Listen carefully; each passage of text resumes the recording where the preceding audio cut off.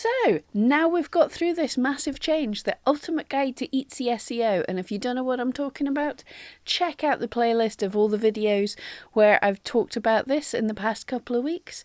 But what can we do now to future-proof ourselves from the inevitable algorithm changes in 2019 and beyond? Let's talk about this. Hey, I'm Pam Duthie. I'm here to help you craft your career with videos every week on Etsy SEO, running an Etsy shop, and also crafty inspiration. So if this is something you're interested in, don't forget, give us a thumbs up, hit subscribe, and come back every week. So for future-proofing our shop, I've got 4 don'ts, 5 do's, and 1 most important thing to consider. And this should stop us having to panic the next time Etsy does one of these changes. So let's figure out what we can do. Firstly, as I've said in all of these videos, do not panic. Usually an announcement like this is just an announcement. It's not telling us that today we made a massive change. It's consolidating all the changes that they've made over weeks and months previously to put together some best practices. They've not just made a massive change, so don't panic. This is just them helping us. This is telling us what best practices there are. Don't number 2, don't change all your listings in one day. You hear something's changed, you hear an announcement, you freak out, you panic, and you sit down, change all your listings, 200, 300, 400 listings, you work through them all in one day, and you burn out. Don't do that. Not only is this a great way to burn yourself out, it's a terrible use of your time. You're going to get fed up, but not only that, all search engines prefer constant small amounts of work rather than one big chunk of work, and also it's a knee-jerk reaction. You're not having a chance to use statistics to strategically change your listings if you just do them all at once. So don't change all of your listings all at once. And don't number 3, don't even touch your best-selling listings. It doesn't matter what changes have happened. If an item is selling fantastically well, then it's right. It's got the good SEO for just now. It's working. Don't touch it. The worst thing to do is to think you understand all the new changes, dive straight into your best-selling item, and kill all the momentum in your shop.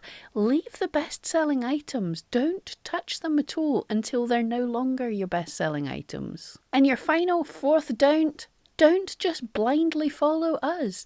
Don't just blindly follow other people's advice. We're doing the best we can to understand these things, talking to our Etsy contacts and other experts in the field and using our experience. However, my shop's not the same as your shop. My customers aren't the same as your customers. So we're all going to have slightly different experiences of what works on Etsy.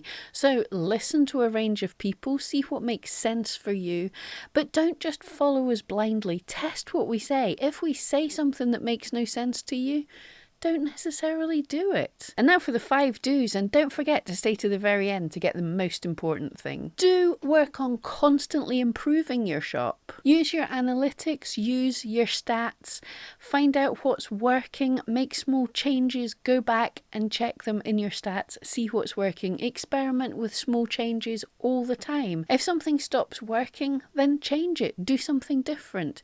So small changes constantly.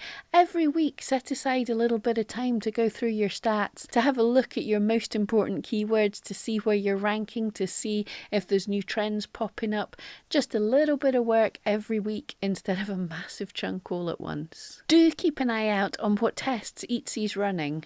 And I'll link below to the page where Etsy even tells us what little tests they've got running. This gives us an idea of how they're thinking and what changes they're likely to make.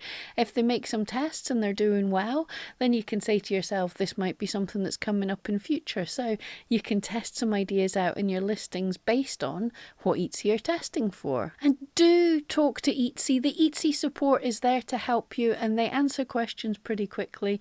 And talk to other experts, people that you admire, people that are doing well.